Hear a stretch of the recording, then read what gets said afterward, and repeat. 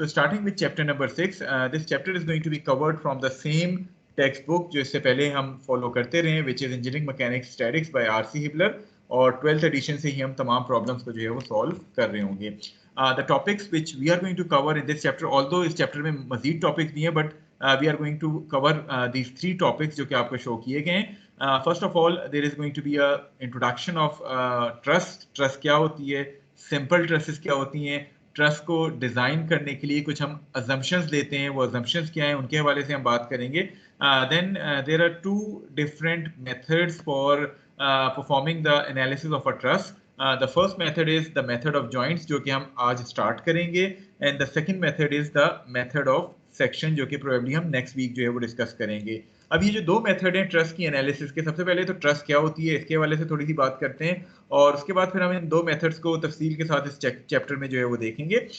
These 2 methods are based on the same principles of chapter number 3 and chapter number 5 जो हमने इससे पहले इस बुक में डिस्कस किए हैं. जो मेथड ऑफ जॉइंट है, इट इज़ बेसिकली डिपेंडेंट और based on the principle of equilibrium of a particle. इसी तरह आपका जो मेथड ऑफ सेक्शंस है, basically it is based on the principle of equilibrium of a rigid body. So आपके जो दोनों मेथड्स हैं ये उन्हीं दोनों प्रिंसिपल्स पे बेस करते हैं जो ऑलरेडी हम चैप्टर 3 और 5 में कवर कर चुके हैं.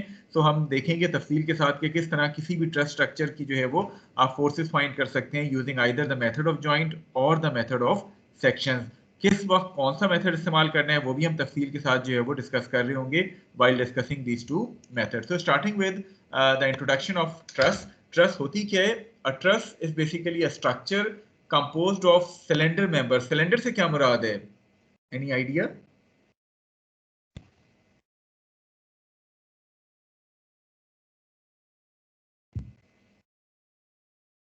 Thin members की हम बात कर रहे हैं, तो यानी थिन मेंबर्स की बात कर रहे हैं. Trust structure is basically composed of thin members join together. और मेंबर से यहाँ क्या मुराद है? मेंबर से मुराद है rigid bodies.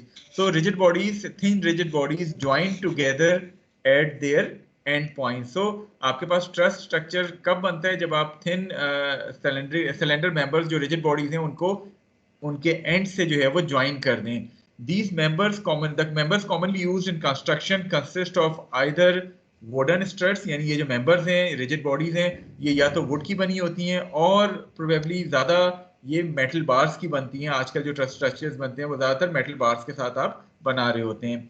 In particular plane trusses lie in a single plane and are often used to support roofs and bridges. हम जो भी ट्रस स्ट्रक्चर इस चैप्टर में पढ़ेंगे they are basically plane trusses. Plane trusses से क्या मुराद है कि they lie within the same plane, यानी आप के पास जितनी भी फोर्सेस एक्ट कर रही होंगी और वो स्ट्रक्चर खुद भी एक प्लेन में लाई करता होगा जो कि जनरली हमारा एक्स वाई प्लेन होता है जो हम यहाँ कंसिडर करेंगे. So we are going to discuss plane trusses here which lies in the same plane and these trusses are often used to support roofs as well as bridges. Now the truss structure shown in this figure A is basically a typical example of a roof truss. हम इस figure A की बात कर रहे हैं. आपको ये जो truss structure दिखाया गया है which is basically this particular structure, ये एक रूफ को सपोर्ट करने के लिए जो है वो इस्तेमाल किया जा रहा है. इसी तरह नेक्स्ट स्लाइड में हम ब्रिज ट्रस के हवाले से भी बात करेंगे.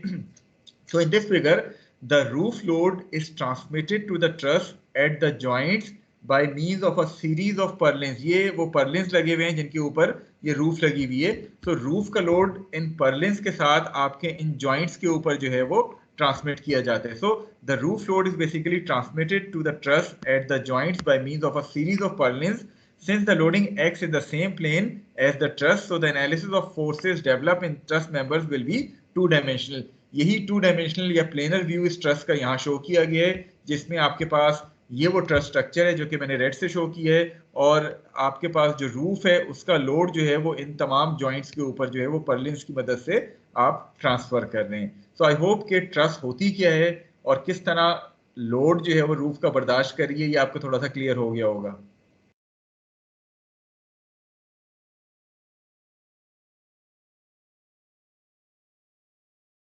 जी, is it clear? Yes. Okay, now considering the second example of a truss structure which is basically a bridge truss. So this figure which is shown on the bottom left side of this figure, in this case This truss is basically a bridge truss, and the load on the deck is first transmitted to the stringers, then to the floor beams, and finally to the joints of the two supporting side trusses. अब इसमें जो हम truss की बात कर रहे हैं वो बेसिकली ये स्ट्रक्चर है जो हम प्लेन ट्रस के तौर पे ले रहे हैं. So this is the structure which is being called as a truss. इसमें आपके ऊपर ये जो ब्रिज का लोड है ये सबसे पहले ट्रांसफर किया जाता है टू द डेक. ये जो ब्राउन कलर का डेक नजर आ रहा है, डेक से ये लोड ट्रांसफर किया जाता है to a series of stringers. ये आपके पास स्ट्रेंजर्स हैं और ये फ्लोर बीम्स हैं, और इनकी मदद से ये सारे के सारा लोड इन जॉइंट्स के ऊपर ट्रस की जो है वो आप ट्रांसमिट करते हैं. So like the roof truss, the bridge truss loading is also coplanar. इसमें भी तमाम के तमाम लोडिंग जो है वो चूंकि एक ही प्लेन में होती है, तो हम इस ट्रस को भी जो है वो कोप्लेनर कह सकते हैं. जिस तरह हमने पहले कहा है कि हम इस चैप्टर में या इस क्या कहते हैं स्टैटिक्स के कोर्स में जितनी भी ट्रेसेस कंसिडर करेंगे, basically all those trusses are going to support coplanar forces. आपके पास ट्रस भी जो है वो सिंगल प्लेन में होगी और लोडिंग भी आपके पास उसी प्लेन में हो रही होगी, which is generally the X Y plane जो कि हम कंसिडर कर रहे होते हैं. So this is the X Y plane, और ये ट्रस भी इसी प्लेन में लाई करती है और आपकी लोडिंग भी जो है वो इसी एक्स वाई प्लेन में जो है वो हो रही है.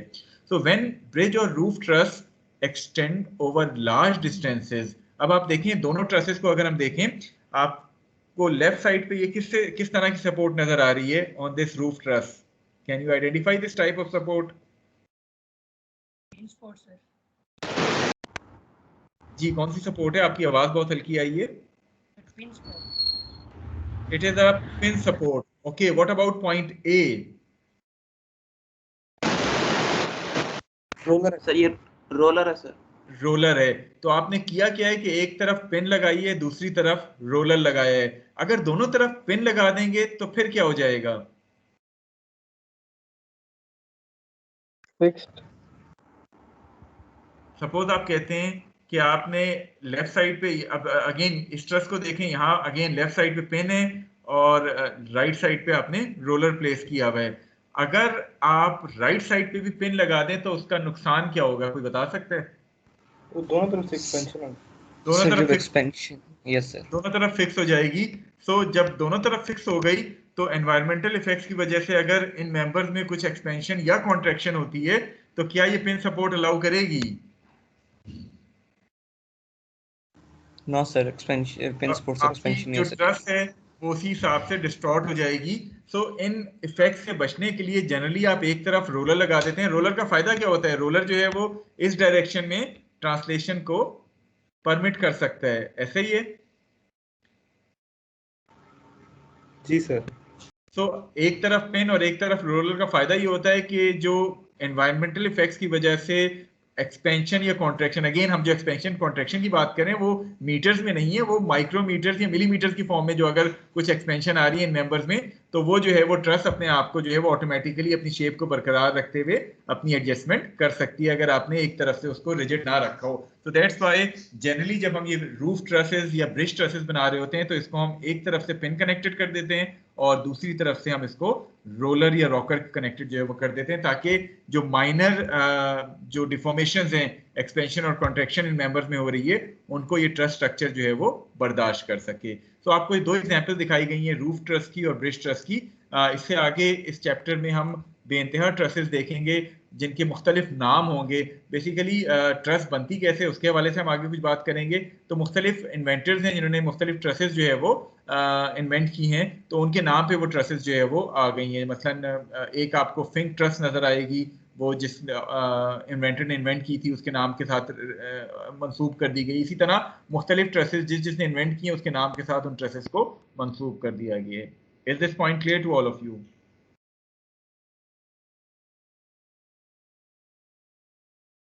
ओके, सो मूविंग फॉरवर्ड कि हम ट्रस जब डिजाइन करते हैं तो कुछ assumptions हम लेते हैं while designing a truss. So to design both the members and connection of a truss, it is necessary first to determine the forces developed in each member when the truss is subjected to a given loading. So we will assume two things while designing and performing the analysis of a truss. The first assumption is all loadings are going to be applied at the joints only. अब अगर आप इस truss की बात करें तो joints क्या है? बेसिकली जहां डिफरेंट मेंबर्स ज्वाइन कर रहे हैं वो आपके जॉइंट्स आ जाएंगे. सो ये आपके डिफरेंट जॉइंट्स हैं ट्रस के जहां मुख्तलिफ मेंबर्स जो है वो ज्वाइन किए जा रहे हैं। ये ट्रस्ट के मेंबर्स हैं जो कि आपको ये शो किए गए हैं। तो दो चीजें, एक मेंबर्स हैं और एक ज्वाइंट्स हैं। So the first assumption is all loading is going to be applied at the joints only। इन दोनों assumptions को हम आगे अगली दो स्लाइडों में जरा तफसील के साथ देखते हैं। सेकंड assumption क्या है? The members are joined together by smooth pins। इन दोनों assumptions को थोड़ा सा तफसील के साथ डिस्कस करते हैं। पहली assumption थी all loading is going to be applied at joints। So in most situations such as for bridge and roof trusses, the assumption is true। Frequently the weight of the member is neglected because the force supported by each member is usually much larger than its weight। इससे पहले आपने जो दो examples पढ़ी हैं, अब जितना भी रूफ का लोड था वो हमने पहले भी कहा था कि वो तमाम लोड इन जॉइंट्स के ऊपर जो है वो ट्रांसफर किया जा रहा है। इसी तरह जितना भी लोड इस ब्रिज ट्रस पे आ रहा था वो सारे के सारा इन जॉइंट्स के ऊपर जो है वो ट्रांसफर किया जा रहा है। सो पहली assumption ही कहती है कि आपके पास जो भी मेंबर इस ट्रस्ट का है, मेंबर के दरमियान किसी किस्म की कोई लोडिंग नहीं होगी। All the load is going to be applied at the joints only. इसके अलावा उस मेंबर का जो अपना वेट है, फॉर एग्जांपल मैं आपसे कहता हूं कि आपके पास ये जो रूफ ट्रस है, इस पे ब्लू कलर से मैंने एक मेंबर जो है वो शो की है, इसका अपना जो वेट है, जनरली ट्रस्ट के मेंबर्स का वेट हम निग्लेक्ट कर देते हैं because the weight of individual member is much smaller as compared to the overall load जो उस पर्टिकुलर मेंबर पे आ रहा होता है। सो जनरली वेट को मेंबर के हम कंसिडर नहीं करते while designing a truss. However अगर किसी प्रॉब्लम में स्पेसिफिकली आपको कहा गया है कि आपने वेट को भी शामिल करना है, तो देन उसका तरीका क्या होता है? फॉर एग्जांपल ये ब्लू मेंबर है, मैं आपसे कहता हूँ इसका वेट 50 न्यूटन है। सो आप करते क्या है कि इस 50 न्यूटन को हाफ में डिवाइड करके 25 न्यूटन उन दोनों पॉइंट्स पे ट्रांसफर कर देते हैं जो इसके जॉइंट्स दूसरे मेंबर्स के साथ ज्वाइन हो रहे हो। So generally the weight of individual member is neglected while designing a trust because the overall load is much larger as compared to the individual weight of the truss। However, if in any problem आपको specifically कहा जाए कि आपने किसी member का wait भी शामिल करना है, तो फिर उसका मतलब क्या होता है कि उस वेट को आप दरमियान में नहीं शो कर देंगे उस ट्रस के, रादर आप उस वेट को दो इक्वल हाफ में डिवाइड करके उसके दोनों एंड्स के ऊपर या जॉइंट्स के ऊपर जो है वो ट्रांसफर कर देंगे। Is this point clear to all of you? ये assumption क्लियर है रेक को?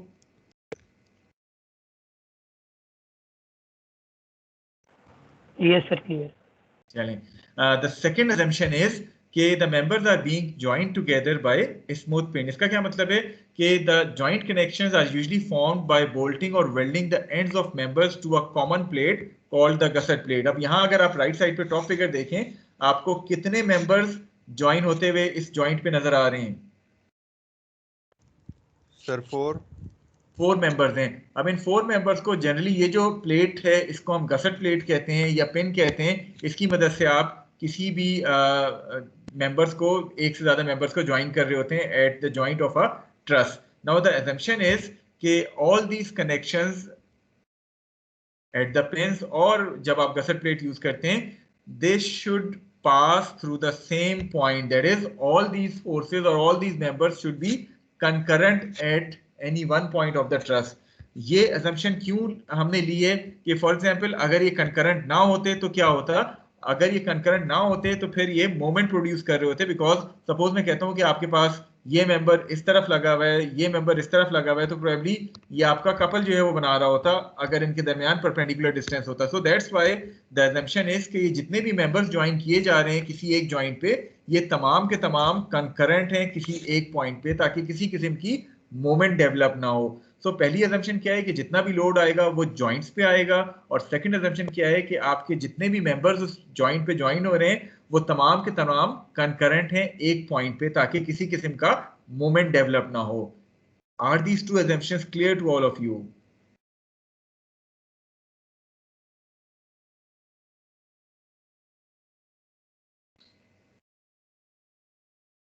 Yes sir। Yes sir। Okay, so moving forward, जब हम ट्रस्ट के डिफरेंट मेंबर्स की बात करते हैं तो हर मेंबर जो है उसके ऊपर जिस तरह भी बात हुई सिर्फ जॉइंट पे फोर्सेस आएंगी। इट मींस कि उनमें से हर मेंबर ट्रस्ट का जो है वो as a two force member के तौर पे हम ट्रीट कर सकते हैं। Can anyone of you define me what a two force member is? हमने पिछले चैप्टर में डिस्कस किया था। What is a two force member definition? Sir, its magnitude of the forces are equal but opposite direction is opposite। and they pass it through a single line. ये तो आप उसकी equilibrium की condition बता रहे हैं, मैं तो सिंपल आपसे डेफिनेशन पूछ रहा हूँ टू फोर्स मेंबर की. So where two forces act. So a two force member is basically a rigid body on which only two forces act at two different points. यही डेफिनेशन है. Yes, sir. Yes, sir. So अगर हम trust की बात करें, जिस तरह अभी हम बात कर रहे थे, किसी भी एक मेंबर को उठाएंगे, फॉर एग्जांपल मैं इस मेंबर को उठाता हूं, अभी बात हुई है कि इस पे सारे के सारा लोड जो है वो जॉइंट्स पे ट्रांसफर होगा. इट मींस कि किसी भी मेंबर को जब आप उठाएंगे ट्रस्ट के, उसके ऊपर चूंकि सिर्फ जॉइंट के ऊपर लोड आ रहा होगा, तो हर मेंबर को मैं as a two force member के तौर पे ट्रीट कर सकता हूं. Isn't it?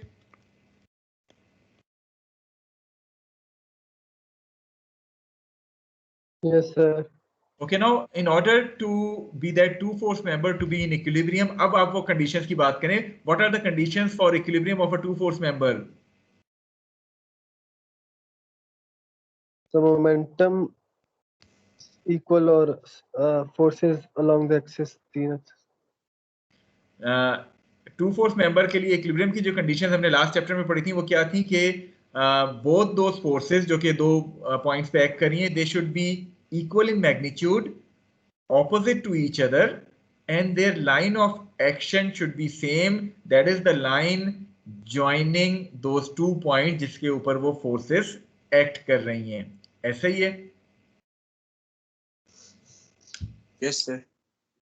So because of these assumptions, Yes, each truss member will act as a two force member, and therefore the force acting at each end of the member will be directed along the axis of that member. So if the force tends to elongate the member, कि अगर मैं इस पहली figure को देखूं, both these forces are trying to elongate this member, यानी इसकी length को इंक्रीज करने की कोशिश कर रही हैं.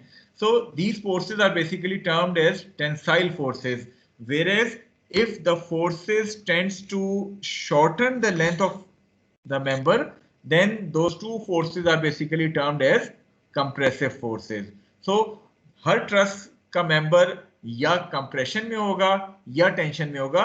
तो हमारा मकसद क्या होता है डिजाइनिंग का, कि हम इसको जब ट्रस डिजाइन कर रहे हैं, हम ना सिर्फ ये फाइंड करें कि ट्रस के मेंबर्स में कितनी फोर्सेस डेवलप हो रही हैं, बल्कि हम ये भी बता सकें कि इस ट्रस का कौन सा मेंबर टेंशन में है और कौन सा मेंबर कंप्रेशन में है. वजह क्या है ये बताने की कि डिजाइन करते हुए जो मेंबर कंप्रेशन में आ रहा है उसको आप जनरली थिकर बना देते हैं as compared to the member in tension. वजह क्या है थिकर बनाने की कि कंप्रेसिव फोर्सेस की वजह से देयर इज अ प्रोबेबिलिटी कि अगर आप इसको थिन बनाते हैं तो देयर इज अ प्रोबेबिलिटी कि ये मेंबर जो है वो बकल कर जाएगा. बकल से क्या मुराद है, कोई बता सकते हैं? बकलिंग क्या होती है?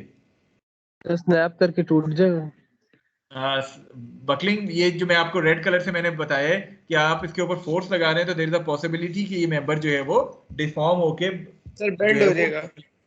ठीक है, तो टूट जाएगा या फेलियर हो जाएगा इसका. So that's why generally those members which are in compression are made a little thicker as compared to the members in tension in order to avoid the buckling. So truss जब आप design कर रहे होते हैं तो एक बात तो तय है कि तमाम के तमाम मेंबर्स जो आपने ट्रस में लगाए हुए वो या टेंशन में होंगे या कंप्रेशन में होंगे, क्योंकि तमाम मेंबर्स टू फोर्स मेंबर हैं, तो या वो टेंशन में आ सकते हैं या वो कंप्रेशन में आ सकते हैं. तो जब आप अपनी एनालिसिस करेंगे आप फाइंड आउट करेंगे कि कौन सा मेंबर टेंशन में है, कौन सा कंप्रेशन में है.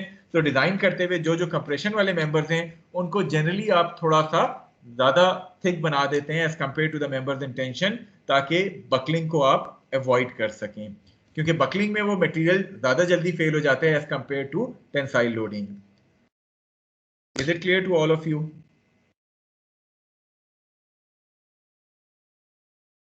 Yes, sir. अच्छा, मुझे एक और बात बताएं.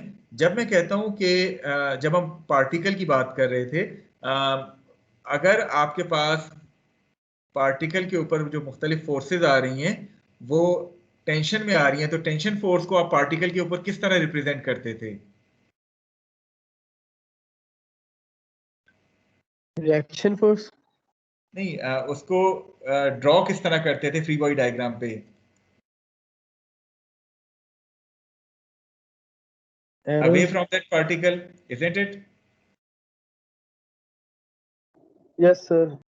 अगर आपके पास कंप्रेसिव फोर्स उस पार्टिकल पे एक्ट कर रही है, जिस तरह एक आध प्रॉब्लम हमने देखा था वो जो फिश डेरेक वाला था, उसमें कंप्रेसिव फोर्स आ रही थी। तो कंप्रेसिव फोर्स को पार्टिकल पे अगर हमें शो करना हो तो किस तरह शो करते थे?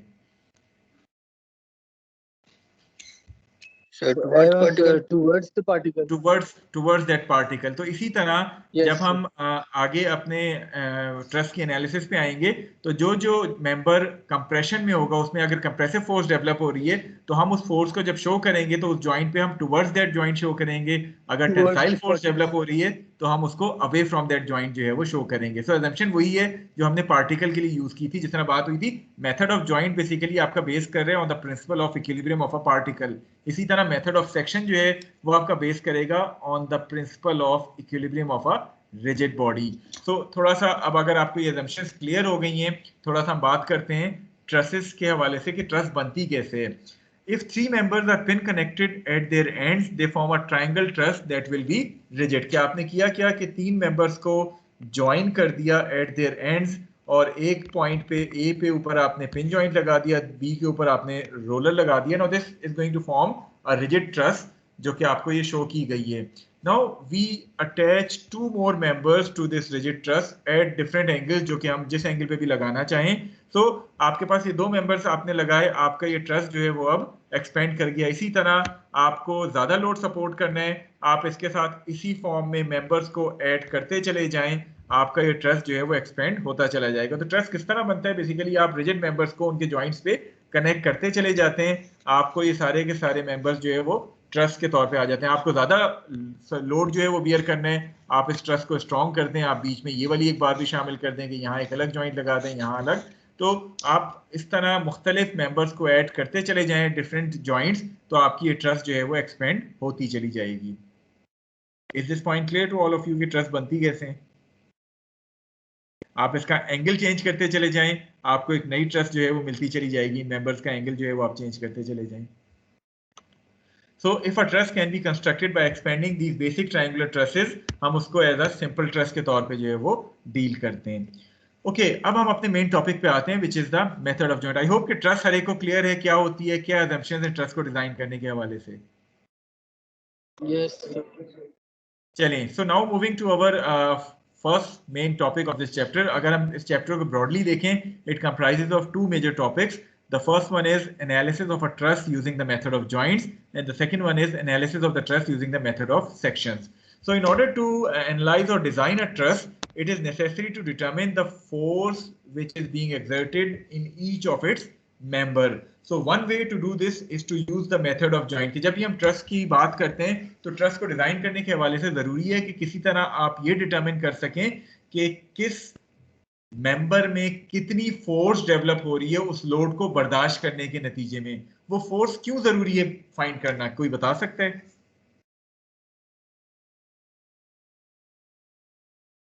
ताकि हम उसके मुताबिक एक्शन फोर्स प्रोवाइड कर सकें, उससे ज्यादा ना लगाएं उस मटेरियल।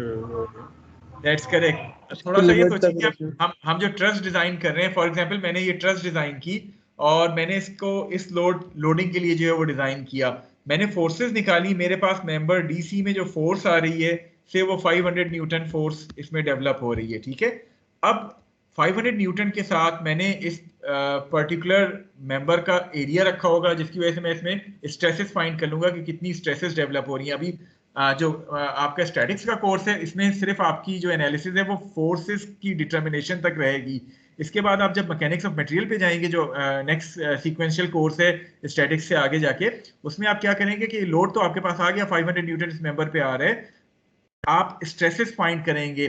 स्ट्रेसेस क्या होती है? स्ट्रेस क्या होती है? Force per unit area. सो इसमें कितनी स्ट्रेस डेवलप होगी, कितने स्ट्रेन्स आएंगे, क्या आपके पास जो मटेरियल आप सेलेक्ट कर रहे हैं वो इतनी स्ट्रेसेस और स्ट्रेन्स को बर्दाश्त कर सकेगा या नहीं। तो वो सारी कहानी आपकी मैकेनिक्स ऑफ मटेरियल और फिर मशीन डिजाइन में आगे आ जाती है। सो या जहां तक स्टैटिक्स का ताल्लुक है, स्टैटिक्स में बेसिकली आप वो लोड फाइंड करते हैं कि किस मेंबर पे कितना लोड आ रहा है, फिर आगे मैकेनिक्स ऑफ मटेरियल और मशीन डिजाइन में जाके आप फिर मटेरियल सिलेक्शन और डिजाइन में जाके उस सिलेंडर मेंबर्स की शेप और बाकी चीजें जो है वो डिस्कस कर रहे होते हैं। I hope this sequential process आपको समझ आ गया। सो जहां तक ताल्लुक स्टैटिक्स का है, स्टैटिक्स में बेसिकली ट्रस डिजाइन के हवाले से सिर्फ और सिर्फ आपने उन मेंबर्स में कितना लोड आ रहा है वो आपको डिटरमिन करना होता है. So one way to do this is to use the method of joints. के मेथड ऑफ जॉइंट के जरिए आप डिटरमिन कर सकते हैं कि आपके पास किस मेंबर पे कितना लोड आ रहा है.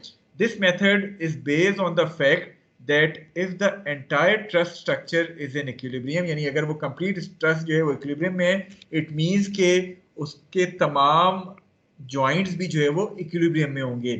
So joint को हम as a particle के तौर पे लेके equilibrium की equation जो है वो apply कर सकते हैं. Now again a little question from all of you. Particle की equilibrium की condition क्या थी जो हमने chapter 3 में पढ़ी थी?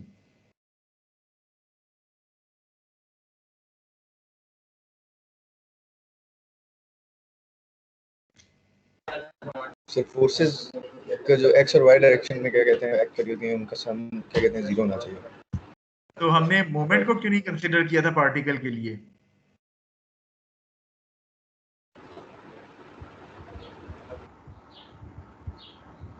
सर मोमेंट आर्म नहीं होता उसका. मोमेंट आर्म नहीं होता क्योंकि उसमें मोमेंट आर्म नहीं होता. बेसिकली पार्टिकल की जब हम बात करते हैं तो वो पॉइंट मैस होता है. पॉइंट मैस से क्या मुराद है कि तमाम फोर्सेस एक ही पॉइंट पे एक्ट कर रही हैं. तो जब वो एक ही पॉइंट पे कंकरेंट हैं so we are not going to consider moment because then आपके तमाम फोर्सेस जो कि एक ही पॉइंट से पास हो रही हैं तो मोमेंट आर्म नहीं बनेगा. That's why when we are considering the equilibrium of a particle, the condition for equilibrium for a particle is there shouldn't be any unbalanced force acting on that particle. It means कि ये आपके पास जो vector equation है और चूंकि हम 2 dimension की बात कर रहे हैं तो आपके पास दो कंपोनेंट इक्वेशंस आ जाती हैं, summation fx equal to 0 and summation fy equal to 0. Therefore आप करते क्या है इस मेथड में कि if the free body diagram of each joint is being drawn, हम हर जॉइंट को एज अ पार्टिकल के तौर पे कंसीडर करते हुए उस पे जो है वो फ्री बॉडी डायग्राम बनाते हैं. The force equilibrium equation can then be used to obtain the member forces acting at each and every joint. Now since the member of plane trusses are straight two force members lying in a single plane, so each joint is basically subjected to a force system that is both coplanar as well as concurrent. So we are going to apply summation fx equal to 0 and summation fy equal to 0 on each joint in order to find out the unknown forces जो कि उस joint के ऊपर जो members लगे हुए उसमें develop की जा रही हैं. Okay, it means कि चूंकि आपके पास कितनी equations आएंगी, दो equations, ये मैक्सिमम कितने नंबर ऑफ अननोन्स के लिए आप सॉल्व कर सकते हैं? 2 सर. 2 अननोन्स के लिए. इट मींस के आप जब अपने ट्रस्ट की एनालिसिस को स्टार्ट करते हैं you are going to start from that particular joint जिसके ऊपर एक नोन लोड और मैक्सिमम 2 अननोन लोड जो है वो पड़ रहे हों.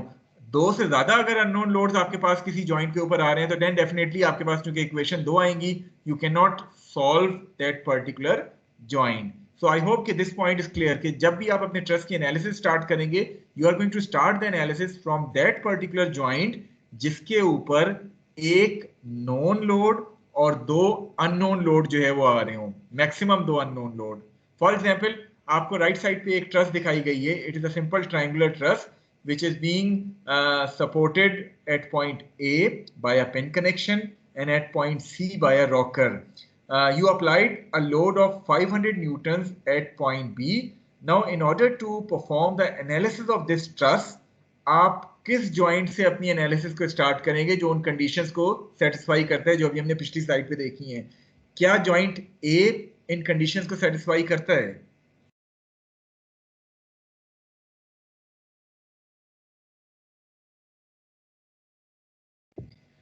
या मैं क्वेश्चन इस फॉर्म में करूं कि क्या जॉइंट ए पे 2 अननोन, जॉइंट ए पे 2 अननोन है? Are you sure? जब मैं free body diagram joint A की बनाऊंगा तो मुझे ए एक्स मिलेगा, ए वाई मिलेगा जो कि सपोर्ट रिएक्शंस हैं. इसके अलावा मुझे एफ ए सी मिलेगा जो कि फोर्स है मेंबर ए सी में जो डेवलप हो रही है, और एफ ए बी मिलेगा जो कि मेंबर ए बी में फोर्स डेवलप हो रही है. तो ये तो 4 अननोन्स नहीं आ गए जॉइंट ए पे? Yes sir. तो क्या मेरी वो कंडीशन जो अभी मैंने पिछली स्लाइड में बताई थी मैक्सिमम 2 अननोन वाली वो जॉइंट ए पूरा कर रहा है? नो सर, नहीं पूरा कर रहा. Okay, coming to joint C. Joint C की अगर मैं बात करूं अपनी एनालिसिस में ट्रस्ट की, यहां से शुरू करता हूं. तो जॉइंट सी के ऊपर मेरे पास एक सपोर्ट रिएक्शन है जो कि सी वाई कह लें, और इसके अलावा आपके पास दो अदर फोर्सेस हैं, अननोन FAC जो कि मेंबर AC में डेवलप हो रहे हैं, एंड FCB जो कि मेंबर CB में डेवलप हो रही है। अगेन कितने अननोन्स हैं यहाँ? 3 सर। 3 अननोन। तो क्या मेरी वो कंडीशन सेटिस्फाई हो रही है इस जॉइंट पे, मैक्सिमम 2 अननोन वाली? No sir. No. Okay, what about joint B? Joint B के ऊपर एक अप्लाइड लोड है 500 न्यूटन का जो कि नोन है, इसके अलावा दो अननोन लोड्स हैं, one is FAB, the other one is FCB। So एक नोन दो अननोन, इट मींस के जॉइंट बी मेरी उन कंडीशंस को पूरा कर रहा है। So I should start my analysis of this truss from joint B. Is this point clear to all of you? Sir ये रिपीट कर दें, आपकी आवाज साफ नहीं आई। चलें, मैं लास्ट स्लाइड पे हमने ये देखा था कि आपके पास चूंकि इक्विलिब्रियम ऑफ अ पार्टिकल की जब इक्वेशंस आती हैं तो दो इक्वेशंस आती हैं, summation fx as well as summation fy। It means के मैक्सिमम दो अननोन्स के लिए आप इस सिस्टम ऑफ इक्वेशन को सॉल्व कर सकते हैं। अब चूंकि आप हर जॉइंट को एज अ पार्टिकल के तौर पे ट्रीट करते हैं और उसकी फ्री बॉडी डायग्राम बनाते हैं, तो आपने अपनी ट्रस की एनालिसिस को स्टार्ट उस जॉइंट से करना होता है जिसपे दो से ज्यादा अननोन्स जो है वो ना आ रहे हों और लोड एक नॉन लोड हो और मैक्सिमम दो अननोन लोड जो है वो आ रहे हों, ताकि आपका सिस्टम जो है वो साइमल्टेनियसली सॉल्व किया जा सके इक्वेशंस का। अब पॉइंट ए को अगर हम कंसीडर करें, आपको पॉइंट ए के ऊपर चार अननोन फोर्सेस नजर आ रही हैं, दो सपोर्ट रिएक्शंस हैं AX AY, इसके अलावा दो अननोन फोर्सेस हैं FAC और FAB जो कि इन दो मेंबर्स में डेवलप हो रही हैं जो इस जॉइंट के ऊपर अटैच हुए हैं। इट मींस के पॉइंट ए के ऊपर चार अननोन्स हैं, आपके पास इक्वेशंस दो आएंगी, चार अननोन्स के लिए आप इसको सॉल्व नहीं कर सकते। So moving to point C, अगर पॉइंट सी को मैं देखूं, पॉइंट सी के ऊपर इस टाइम पे एक रिएक्शन आएगा रॉकर का, इसके अलावा दो फोर्सेस आएंगी चूंकि दो मेंबर्स कनेक्टेड हैं, तो टोटल आपके पास तीन अननोन्स हो जाएंगी। अगेन आपके पास इक्वेशंस चूंकि दो आएंगी तो तीन अननोन्स के लिए आप उसको सॉल्व नहीं कर सकते। अगर पॉइंट बी की मैं बात करूं तो पॉइंट बी पे एक नॉन लोड है विच इज दिस 500 न्यूटन और दो अननोन लोड्स हैं जो ये दो मेंबर्स कनेक्टेड हैं इनकी फोर्सेस। तो एक नॉन और दो अननोन लोड्स, आपकी वो कंडीशन सेटिस्फाई हो जाती है। आप दो इक्वेशंस बनाएं पॉइंट बी के ऊपर समेशन fx समेशन fy की, in order to find out these two forces FAB and FCB. So is this point now clear to all of you? Yes sir. चलें, तो एक बात तो हमने डिसाइड कर दी कि जब हम स्ट्रेस की एनालिसिस स्टार्ट करेंगे we should have started from point B. Okay, अब पॉइंट बी से अगर मैं इसको स्टार्ट कर रहा हूं, so let me draw the free body diagram of point B. Although ये बुक वाले ने भी बनाई है लेकिन मैं जस्ट इसको दोबारा आपको समझाने के लिए ड्रॉ करता हूं। पॉइंट बी को मैंने आइसोलेट करना है, इसके ऊपर एक तो ये अप्लाइड लोड एक्ट कर रहा है विच इज 500 न्यूटन फोर्स, इसके अलावा इसके साथ मेंबर ए बी कनेक्टेड है। सो जब मैं मेंबर को रिमूव करूंगा I am going to get a force FAB जिसको मैंने यहाँ रिप्रेजेंट कर लिया है। इसी तरह एक मेंबर BC कनेक्टेड है इसके साथ, so once I remove that member I am going to get a force which is FBC here. चूंकि ये एंगल 45 था तो डेफिनेटली आपके पास ये FBC का एंगल भी 45 डिग्री आ जाएगा। So your free body diagram is now complete. Now इस फ्री बॉडी डायग्राम को देखें जो कि मैंने यहाँ ड्रॉ की है और एक फ्री बॉडी डायग्राम ये बुक वाले ने ड्रॉ की है। What is the difference between these two diagrams?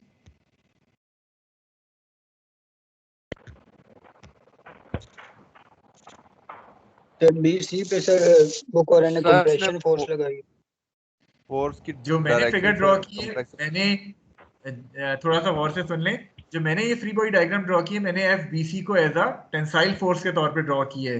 जो बुक वाले ने ड्रॉ की है उसमें FBC को एज अ कंप्रेसिव फोर्स के तौर पे डेवलप किया है। ठीक है, सिर्फ ये डिफरेंस है।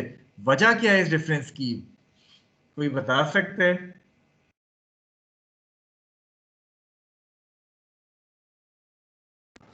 सर क्वेश्चन एक बार रिपीट कीजिएगा। मैं कह रहा हूँ कि जॉइंट डिफरेंट है क्योंकि सर उससे सी पर पॉजिटिव लेने मैं की कोशिश की। सर सी चलें, वजह मैं आपको थोड़ा सा क्लियर कर देता हूँ। ये दोनों अननोन फोर्सेस हैं FAB और FBC, isn't it?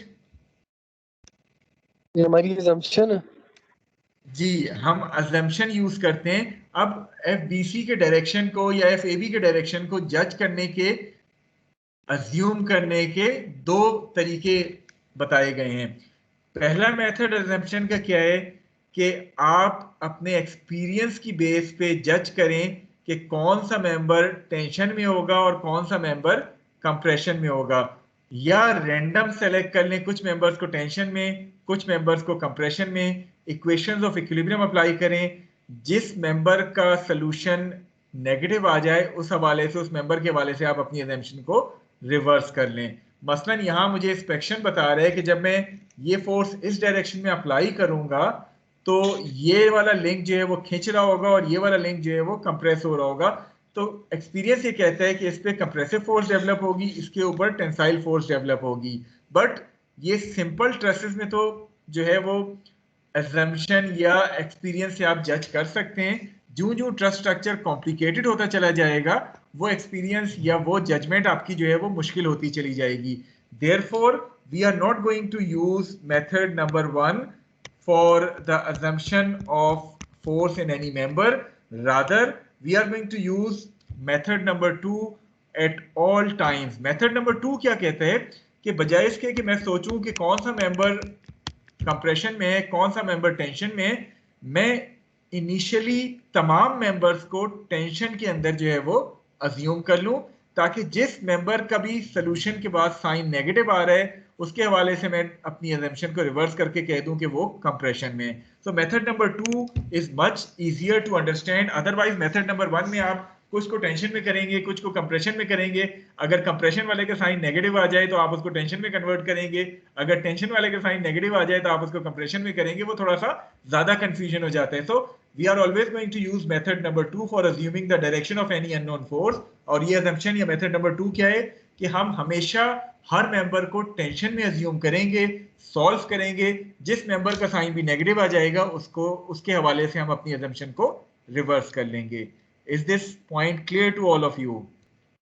सर इस कन्वेक्शन का कोई रीजन है कन्वेंशन रखने का इस तरह की? देखिए रीजन कोई नहीं है। आपकी अननोन फोर्सेस, जैसे पहले भी आपने चैप्टर नंबर 5 में पढ़ा है, चैप्टर नंबर 5 में असम्पशन क्या होती थी अननोन फोर्स के हवाले से? पॉजिटिव। आप उसको पॉजिटिव एक्सिस की तरफ लेते थे। वजह यही थी कि उसमें भी आप चाहते तो नेगेटिव की तरफ ले सकते थे ना, लेकिन हमने अज्यूम क्या किया था कि कंफ्यूजन से बचने के लिए हमने कहा था कि हर अननोन को हम पॉजिटिव लेंगे ताकि जिसका साइन भी नेगेटिव आ जाए उसके हवाले से हम अजम्पशन को रिवर्स कर दें। यहाँ भी आपकी जितनी अननोन फोर्सेस हैं, आप उन तमाम अननोन फोर्सेस को टेंशन के तौर पे किसी एक के तौर पे अज्यूम कर लें, ताकि किसी भी फोर्स का जब नेगेटिव साइन आए तो आपको सोचना ना पड़े कि इनिशियली आपकी अजम्पशन क्या थी और अब क्या हो जाएगी।